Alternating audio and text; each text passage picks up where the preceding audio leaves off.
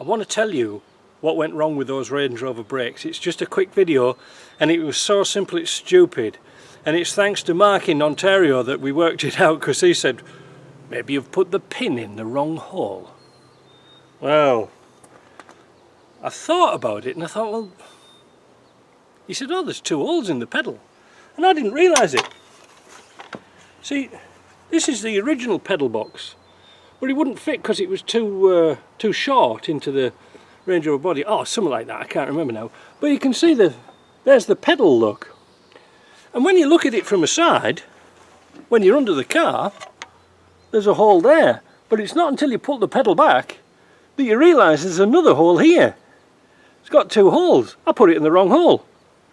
So, what was happening was, I was actually applying pressure just ever so slightly on the brake. It was, see, this is the actuator. And what it was doing was just putting a little bit of pressure on like that, look, you see? And that was enough to switch off the circuit and apply pressure to the brakes. I didn't know. I didn't know there was 2 holes. But I read a little bit more about it and I realised why there's 2 holes. On some of the vehicles that didn't have this monstrosity, it just had a regular master cylinder and servo. Easy. The early ones had a great big servo, but later ones had like the 300 TDI type servo that we are familiar with on the Defender. So that was the reason it's got 2 holes, because the arms are in different places for some bizarre reason, I don't know why. So anyway, that's one thing to look for. But another thing to look for is these. This is now obsolete. And there are no repair kits, there are no instructions on anywhere that I've found how to repair it. So one day during winter, we'll pull it down. It's 28 degrees today and I've got a jacket on, it's boiling.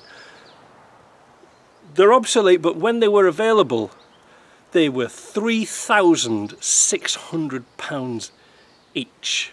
Imagine that. So hopefully we can get this one working. I've realised here there's an electrical connector on. This is off the 95. There's an electrical connector on here and pipes coming off here, but when we cut it off to take the unit off, because we thought it would be exactly the same, we realised that this goes to the traction control. I think it's for the warning light to tell you when it's on. We may be able to get away with it, I'm not sure. We'll see. But there's something to look forward to, isn't it, children? Even I make mistakes.